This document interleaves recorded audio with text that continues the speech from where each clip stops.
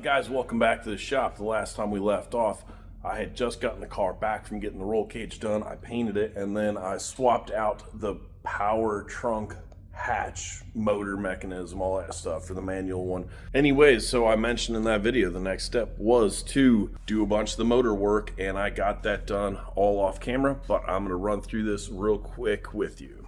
Okay, so the motor upgrades are all done. The intake's actually sitting over there on the workbench because we are swapping out other brand sensors that were up here, here, and here with a Rife block that's going back there. And it's going to be easiest to do that in that part of the rewire with the intake manifold off. Anyways, picking up where we left off, and again, I'll put the pictures in here. Took valve covers, coils off, then took the heads off into the exhaust manifolds. Water pump tummy cover, got it down to a short block. Pulled the old cam out and then got the new cam installed. Once the new cam was installed, went ahead and put everything else back on. And while everything was off, I painted it because with the fast intake manifold being sold, the red cylinder heads and red water pump, which is about all that you could see in here, just looked kind of dumb. Furthermore, the white paint on the block was a nightmare to keep clean, and it turned yellow. So we are no longer flag themed on there. Before I put the accessories back on, I went and got a bench top polisher, whatever you want to call it, and polished those up because they were looking a little skanky after however many years of just never being cleaned. So with all that being done, if you've seen one of my older videos about the crankcase and coolant pressure sensors, I had direct mounted another brand's pressure sensor right here in the upper radiator hose. That's going to be remote mounted in the Rife block. And then on the factory valve cover, had a pressure sensor that was remote mounted off to the side, drilled and tapped into the driver's side valve cover. Switched that out and pulled off the tick valley cover and drilled and tapped it for an air pressure line or an air line. That'll be routed up to there, and then we'll be all set.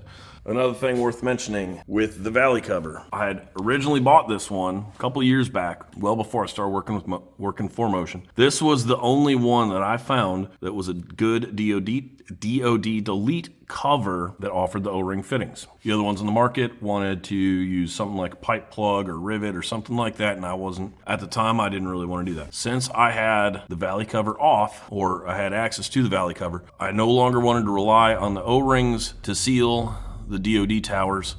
So I went ahead and I took an A37 bearing. You cut the outer race or the cage, you pull out, you can see here, pull out 8 of those rollers. They are tapered and they fit perfectly into each of those towers. And then carefully hammer, and I use a little center punch to get them just below the level of the tower. What that does, that now creates an interference fit. Those will not come out unless you drill them out. So anyways, now on this motor, there's now double plugs, if you will, for those DOD towers. Also, with fast intake manifold, you cannot run a 4-corner steam kit underneath the intake manifold. And Motion has one that works for the Fast 92. It's a what we call a soft line kit. It goes above the intake runners. With that not being an issue anymore, the BTR Trinity manifold having about 2 inches of clearance from the valley to the bottom of the plenum, picked up one of the Motion Raceworks 4-corner steam kits. This helps to even and equalize the cylinder temperatures from the front to the rear. Anyways, with that all done, put the valley cover back on, put the steam kit back on, and then